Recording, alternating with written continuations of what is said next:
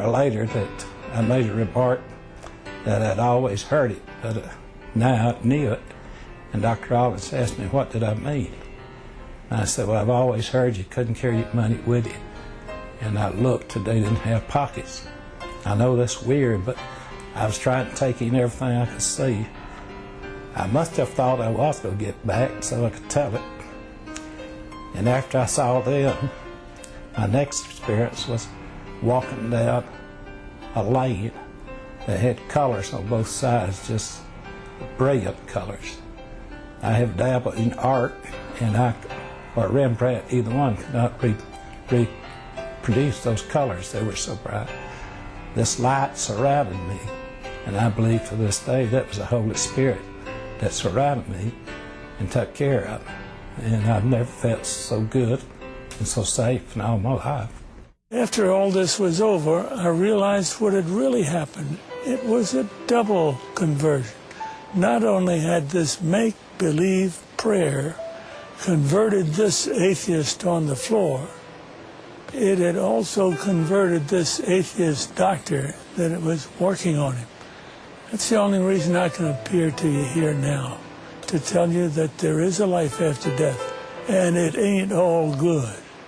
Most of you viewers out there can tell the difference between simple fainting, clinical death, and biologic death. Charles McCaig, take that case for example, who was on the treadmill. I could tell that he was in clinical death.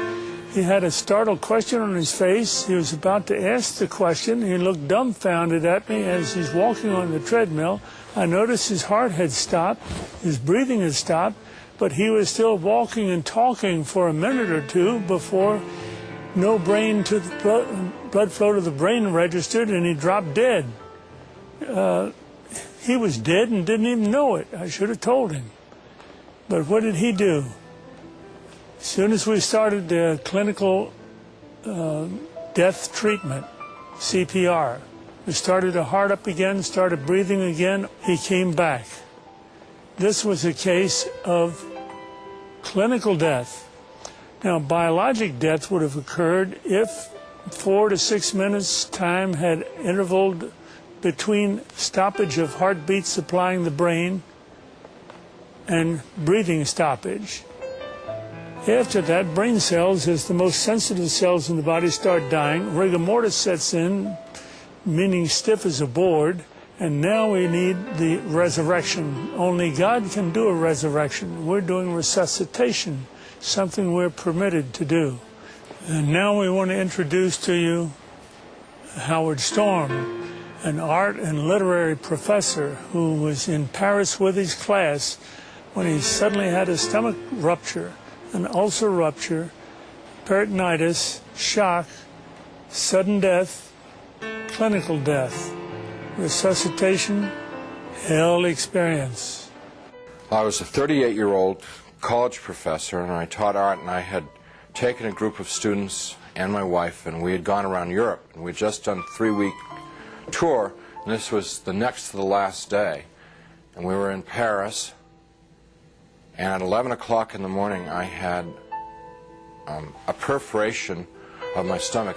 When this happened, the pain was the most acute pain I'd ever experienced in my life, and it just dropped me right down to the ground.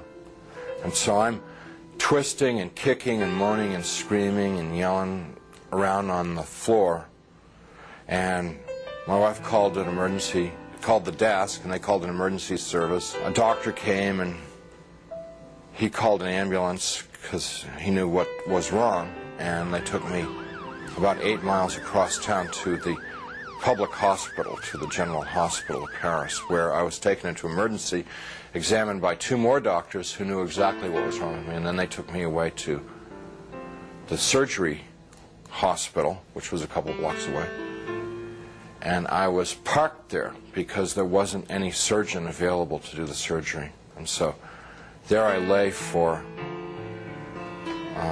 8 to 10 hours in that hospital with no medication, no examination, no attention whatsoever, awaiting a surgeon to come to give me this operation that was critical.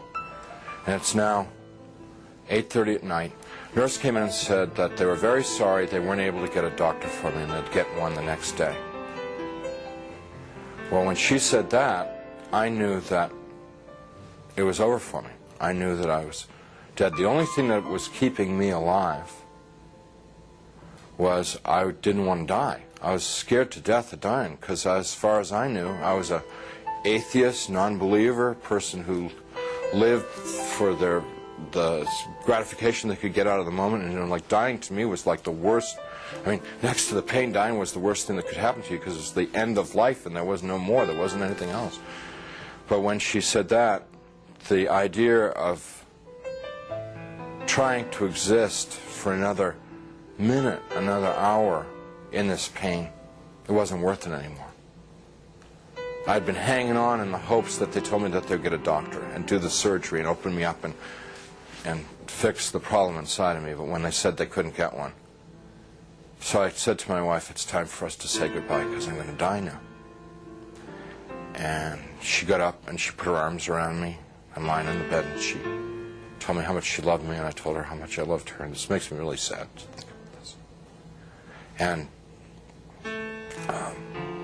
we made our goodbyes, you know, said those things that you'd say to the who'd been married 20 years, say all those kinds of things.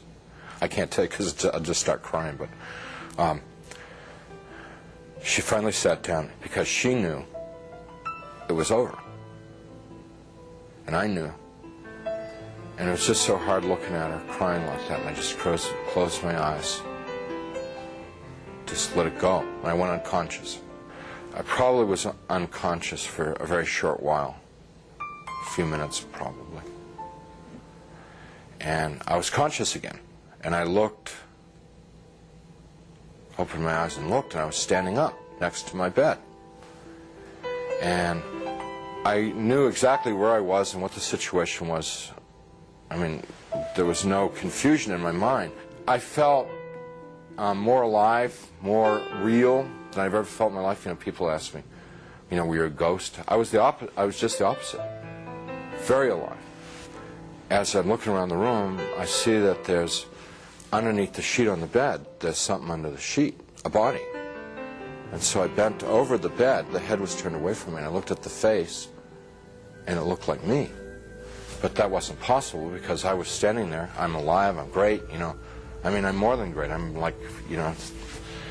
And so I tried to talk to my wife. Can't you hear me? And, can't you hear me? you know, she couldn't hear me or see me. That's not me. But I thought What's going on that she here? just was ignoring me. So I got very angry at her for ignoring me, for not paying attention to me.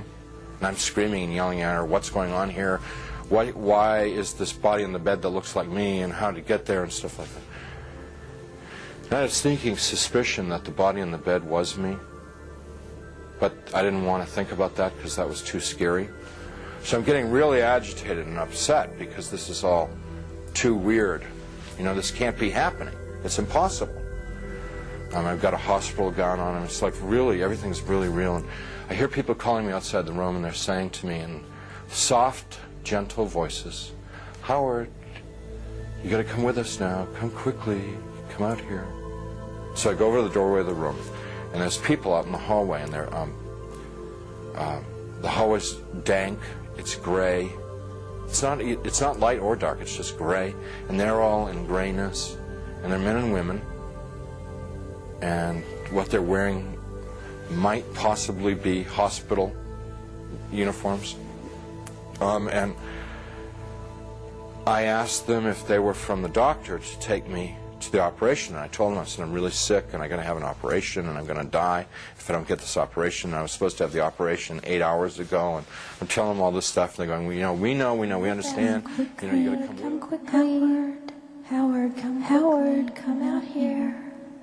Howard, come quickly. Come with us. Howard, we've been waiting for you.